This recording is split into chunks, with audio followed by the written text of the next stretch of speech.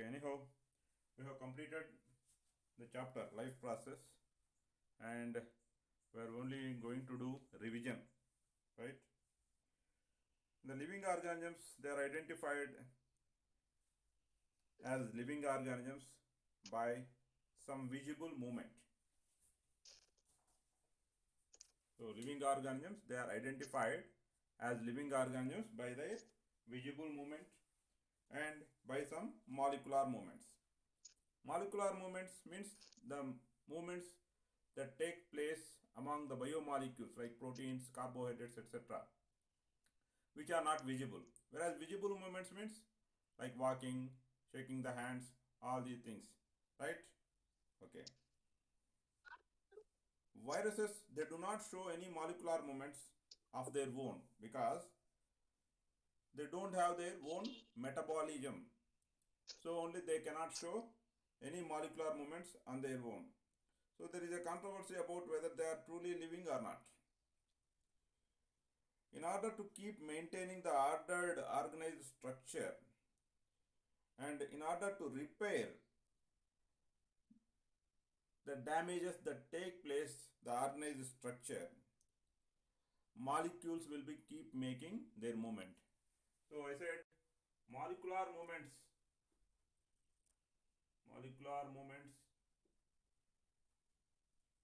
are one of the properties, one of the distinct properties of living organisms. Distinct property. Why these molecular movements are taking place? Living organisms need to maintain an organized structure. And if the organized structure is lost, they will become dead. This organized structure will be undergoing many pressures, both physical, chemical, and even biological pressures also from the environment. Due to all these pressures, it may be getting some damage. The organized structure may be getting some damage. In order to keep the organized structure maintained intact and in order to do some repair work, molecular movements will be keep taking place. Right? Okay. And what are life process? The processes which together perform the maintenance job of the organized structure of the living organisms. What are life processes? The processes which together carry out the maintenance job of this organized structure. The processes which together carry out the maintenance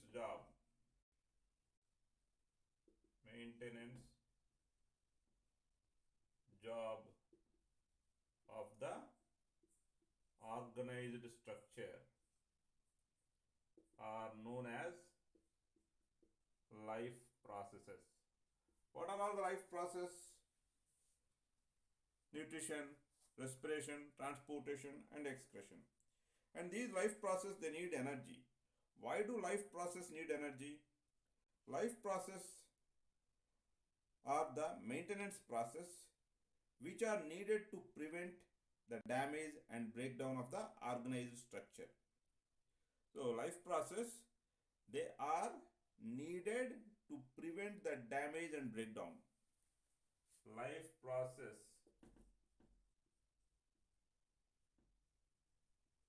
are needed to prevent the damage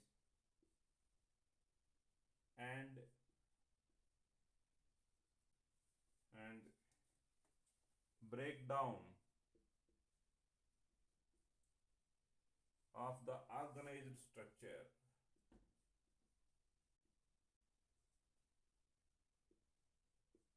So they need energy.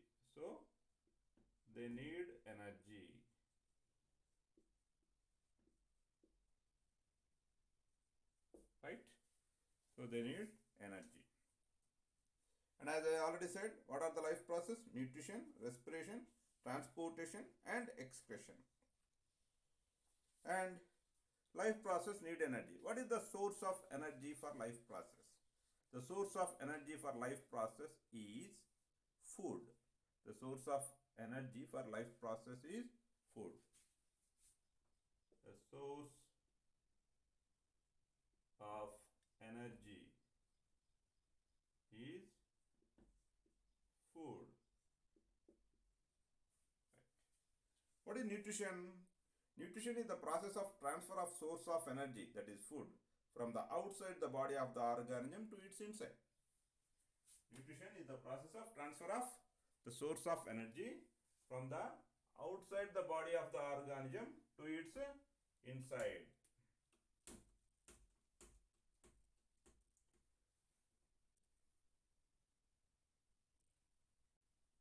And for the growth and development of the body of the organisms, some raw materials also are required. So these raw materials also are taken from the outside the body of the organisms. So food provides both energy as well as raw materials that are required for the growth and development of the body of the organisms. Right. What is nutrition? Nutrition means the process of transfer of the source of the process of transfer of the source of energy, that is food, from the outside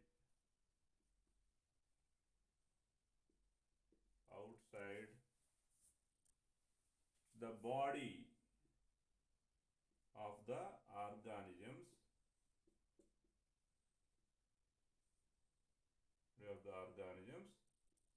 to the inside. And what the food provides? Food provides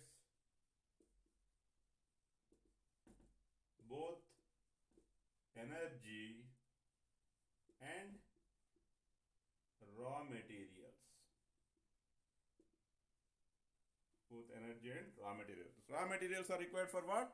For the growth and development of the body of the organism.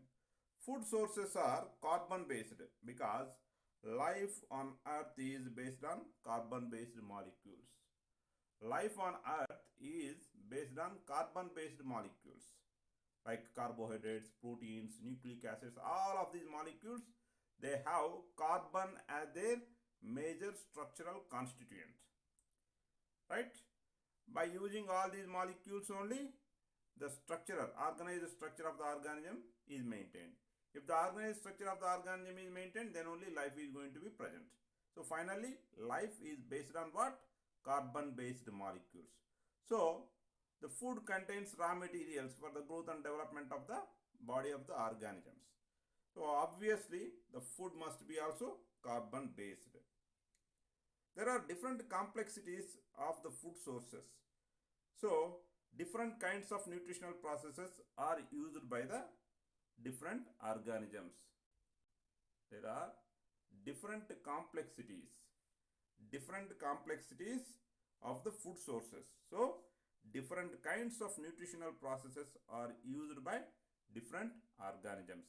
Different organisms use different kinds of nutritional process. Why are they using different kinds of nutritional process? Because of the different complexities of the food sources. Because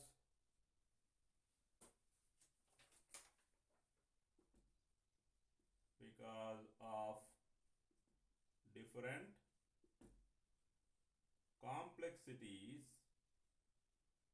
complexities of the food sources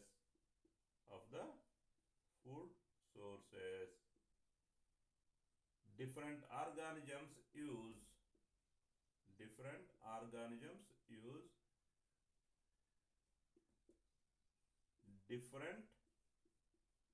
types of nutritional processes.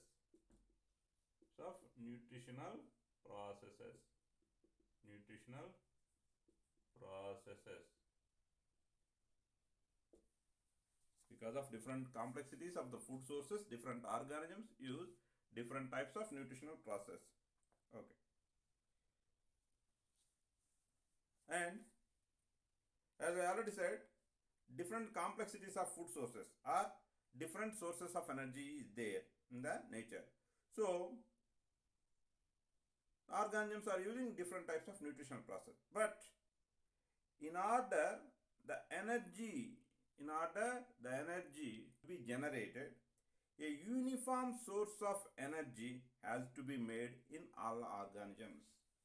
A uniform source of energy, uniform source of energy has to be generated in all organisms from these different types of food sources.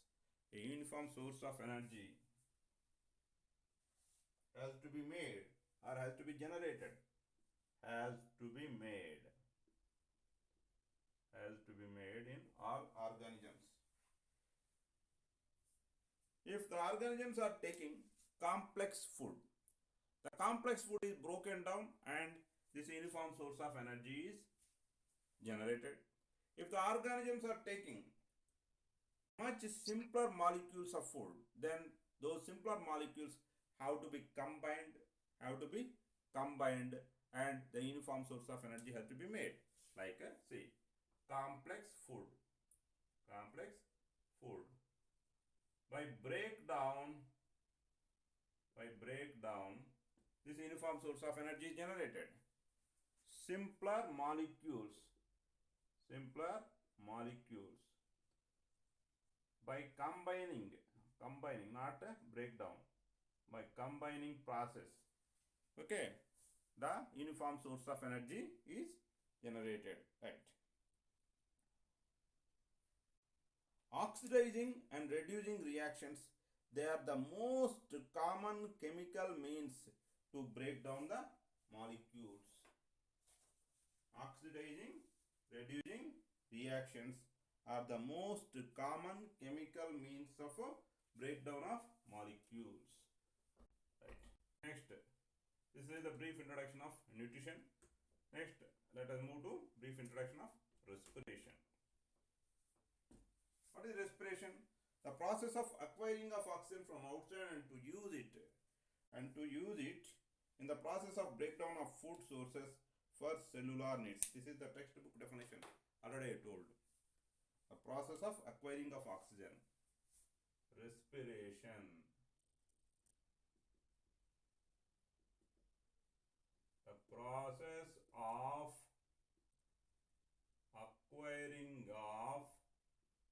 acquiring means obtaining, acquiring of oxygen from outside of the organisms, and to use it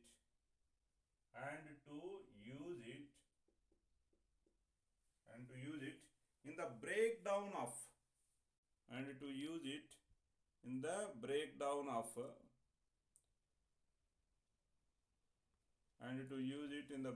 of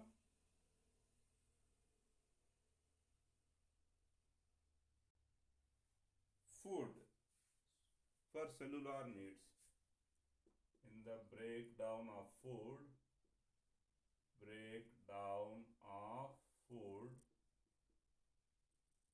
for cellular needs. This is known as respiration. In single-celled organisms, for the uptake of food, for gases exchange, and for removal of wastes, specific organs are not needed. All these processes, they are carried out by means of simple diffusion, because in unicellular organisms, the entire surface of the organism is in direct contact with the environment.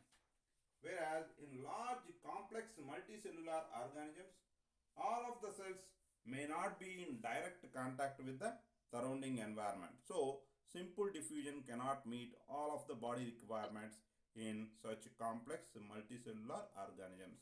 So the question can be asked, why simple diffusion alone cannot meet all the necessary life process of complex multicellular organism? The simple answer is because all of the cells of the complex multicellular organisms may not be in direct contact with the surrounding environment.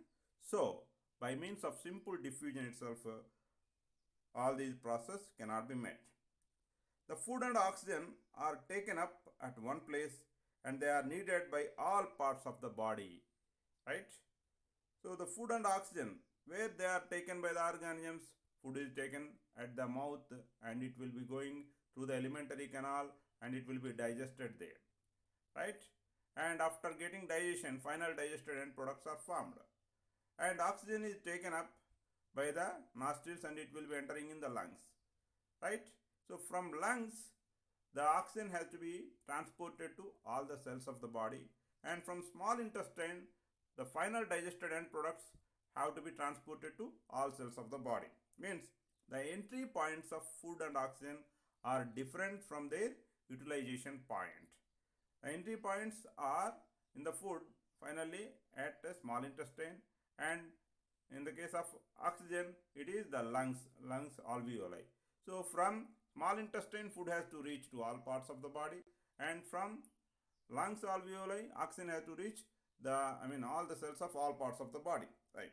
So transportation, it is the process of carrying the food and oxygen from the site of their entry in the body to the site of their utilization, and carrying the metabolic wastes from the places of their formation to the places from where they are discarded out from the body. This is transportation. So transportation is the process of carrying the food and oxygen from the points of their entry to the points of their utilization. In the same way, transportation process carries the nitrogenous metabolic wastes from all the cells of the body to the excretory system. Right.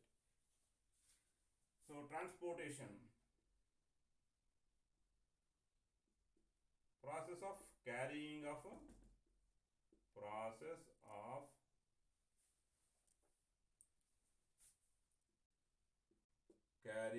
of oxygen and food to all cells, and metabolic wastes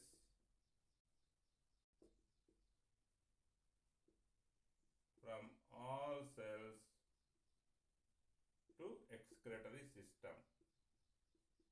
This is transportation. Right. Next.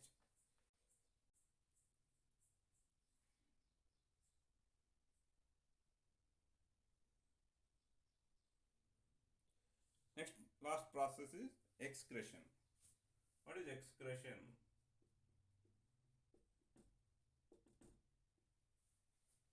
Removal of the metabolic waste byproducts from the body and discarding them out is called excretion. Removal and discarding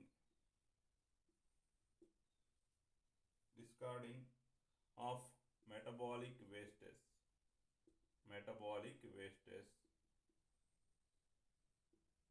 from the body is known as excretion. So I'm just writing the simple definitions since it is only metabolic waste byproducts that are transported from all the cells to the excretory tissue by transportation system. Already we have written the top, right? In complex multicellular, higher structural organization having organisms, specific organs or organ systems are present for every particular life process. In complex multicellular, higher structural organization having organisms, specific organs or organ systems are present for every particular life process, right?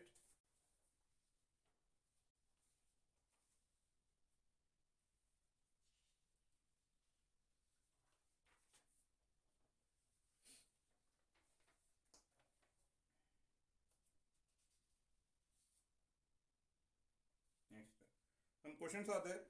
Why is diffusion insufficient to meet the oxygen requirement of multicellular organisms like humans? It is because diffusion can meet the oxygen requirements of an organism if the entire surface of the organism is in direct contact with the environment. So, diffusion can meet the oxygen requirements of an organism if the entire surface of that organism is in direct contact with the environment, like in unicellular organisms. Whereas in multicellular organisms, the surface of the, in multicellular organism, the surface of most of the cells, it does not in direct contact with the environment. So, if the oxygen has to reach all the cells by diffusion, it would take very long time. So, diffusion is insufficient to meet the oxygen requirements of multicellular organisms, right? And the simple answer for this question is, since all of the cells may not be in direct contact with the surrounding environment, diffusion cannot meet, or diffusion is insufficient to meet the oxygen requirements of multicellular organisms, right? What are outside raw materials used for by an organism?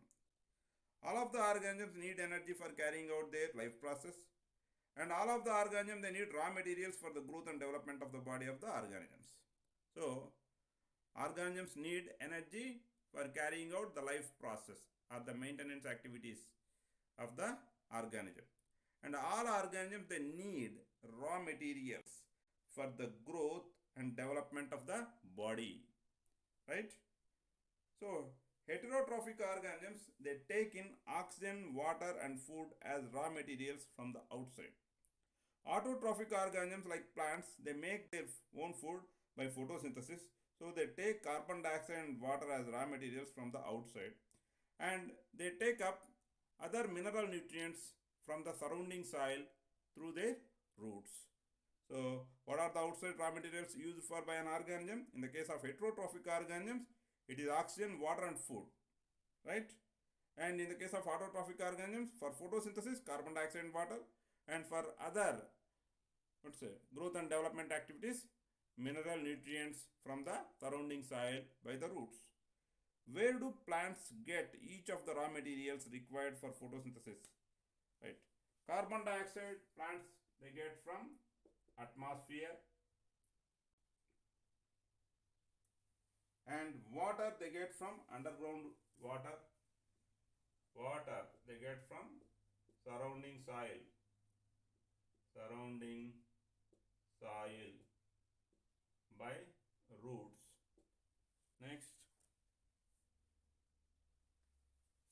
energy they get from sunlight.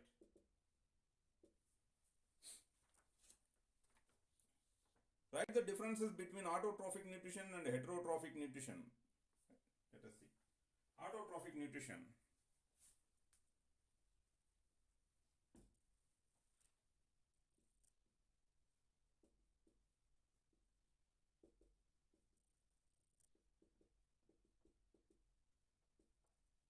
Heterotrophic nutrition.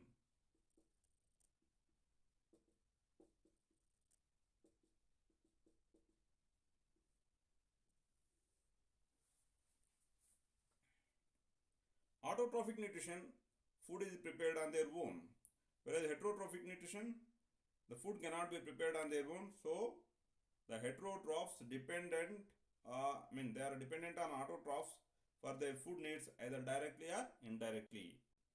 So, next.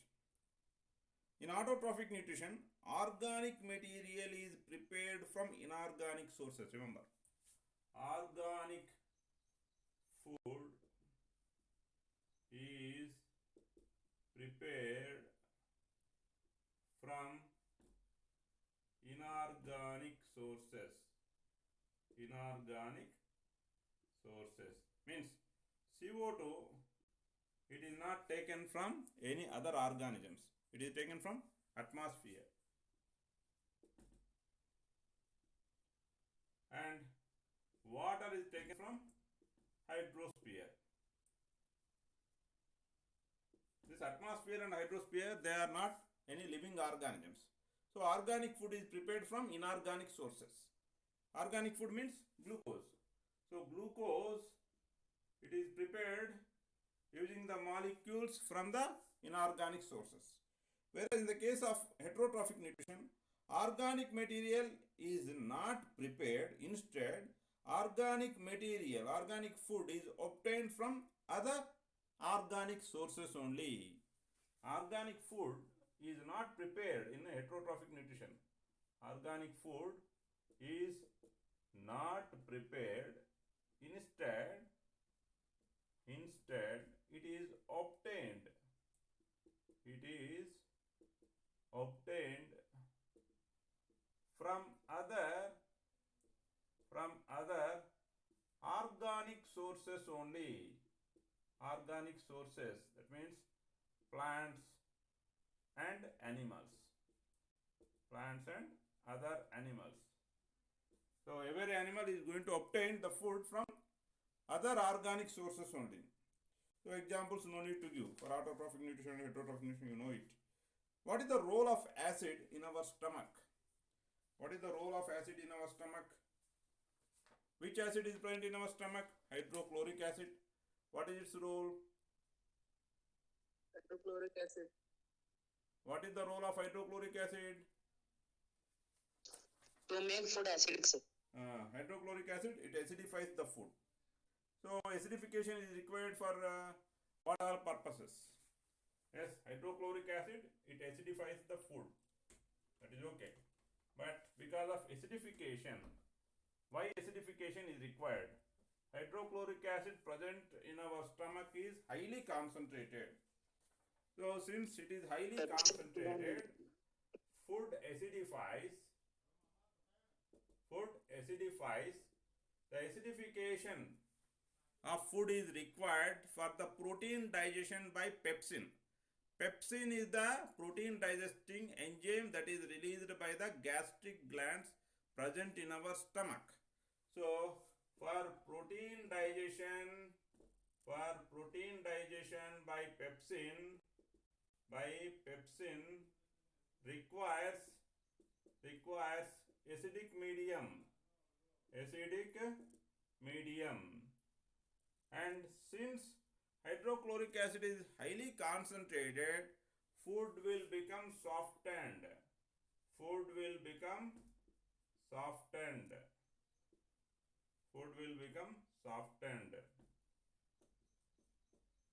Next,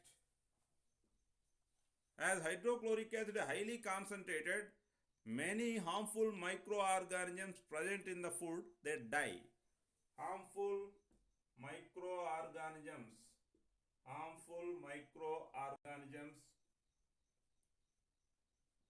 die. So these are the various roles of this hydrochloric acid in our stomach. How is the small intestine designed to absorb the digested food? The inner epithelial tissue of small intestine, it has many finger-like projections which we call them as what? Villi.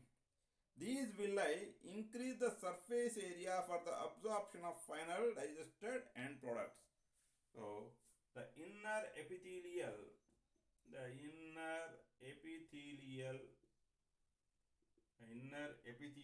tissue of small intestine has many finger-like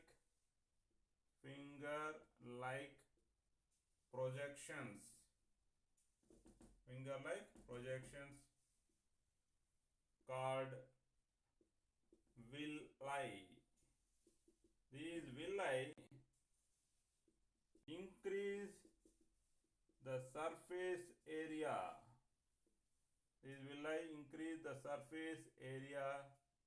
For the absorption of food.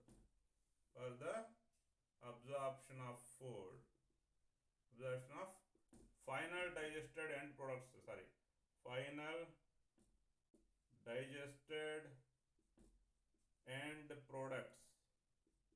Final digested end products of food.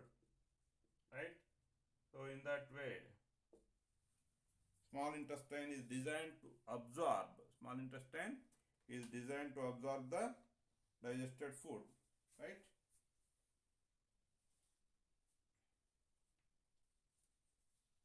And these finger-like projections, they are richly supplied with many blood capillaries, and these through these blood capillaries, food, final digested products of food are actively absorbed. Next, what advantage over an aquatic organism does a terrestrial organism has with regard to obtaining oxygen for respiration?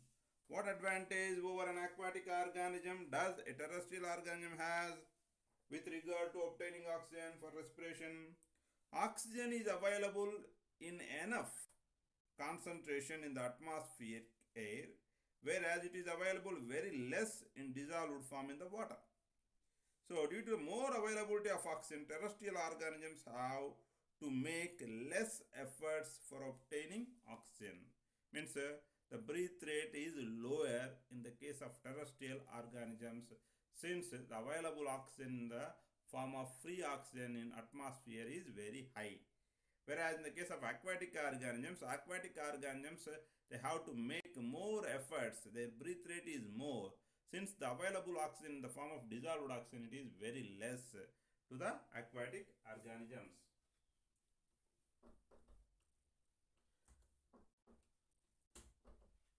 Next, what are different ways in which glucose is oxidized to provide energy in various organisms? Glucose is oxidized in two different ways of cellular respiration. They are aerobic respiration and anaerobic respiration. Aerobic respiration and anaerobic respiration.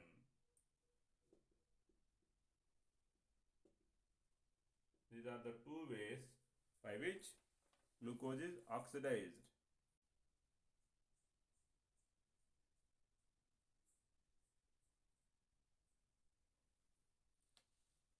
What is aerobic respiration? The complete oxidation of glucose to yield energy in the presence of oxygen.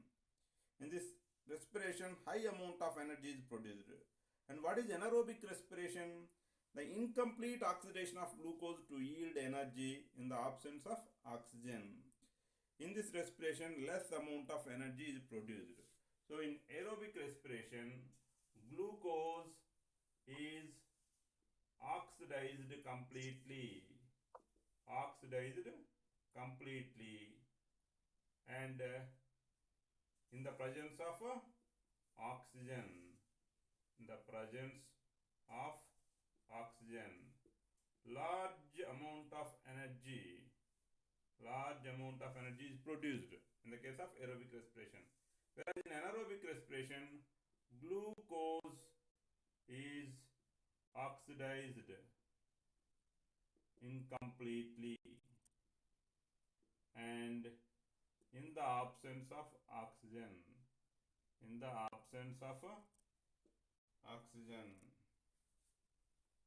And less energy is produced. How oxygen and CO2 are transported in human beings? Oxygen is transported by being bound to hemoglobin because of its low solubility in blood plasma, whereas CO2 is transported by being dissolved in blood plasma because of its more solubility in blood plasma. And oxygen rich blood is carried by arteries and CO2 rich blood is carried by veins generally, right? Okay. So oxygen is transported by being bound to hemoglobin because of its low solubility in blood plasma. Oxygen by being bound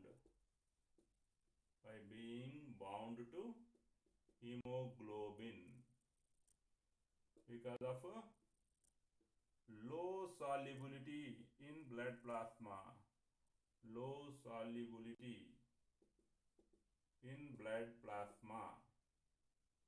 And how is CO2 getting transported? CO2 by being dissolved in blood plasma. in blood plasma. And what is the reason for the CO2 to get transported by being dissolved in blood plasma? Because of its high solubility in blood plasma. Because of high solubility in blood plasma. Because of high solubility in blood plasma, right? How are the lungs designed in human beings to maximize the area for exchange of gases? How are the lungs designed in human beings to maximize the area for exchange of gases? Inside the lungs, the air passage divides into smaller tubes called bronchi. Air passage, it divides into smaller tubes called bronchi inside the lungs. And these bronchi form bronchioles. Bronchi form bronchioles, right? And the bronchioles further have tiny balloon-like structures at their end called alveoli. And these will be having balloon-like structures called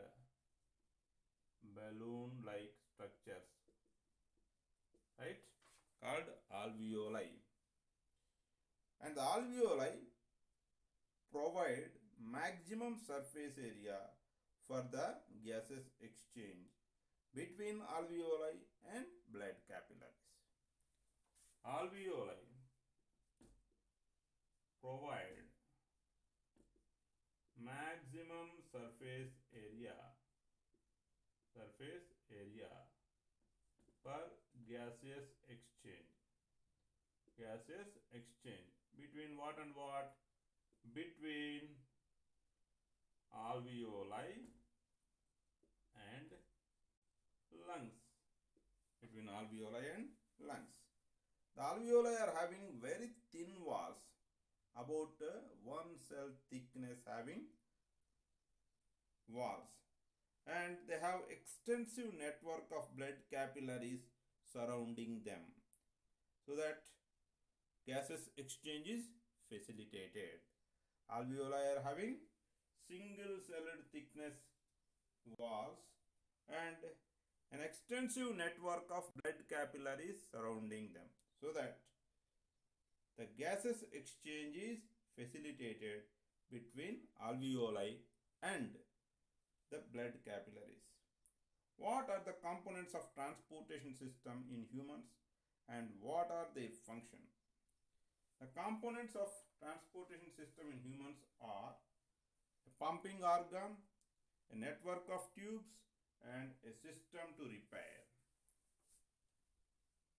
The transportation system in humans has three components. What are they? A pumping organ, a network of tubes, and a system to repair. A pumping organ, a network of tubes, and a system to repair. These are the three components of transportation system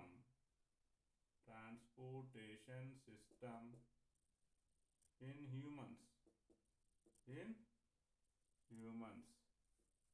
Right? The three components of transportation system in humans are a pumping organ, a network of tubes, and a system to repair. What are the functions? Pumping organ, what is it?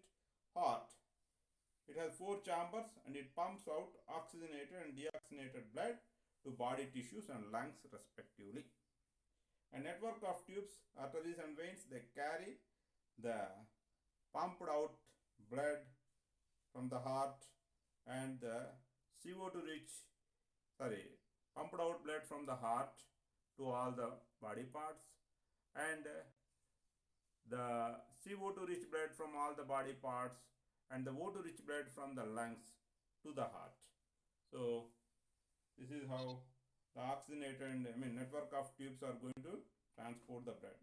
System to repair, it has platelets which help in plugging the leaks,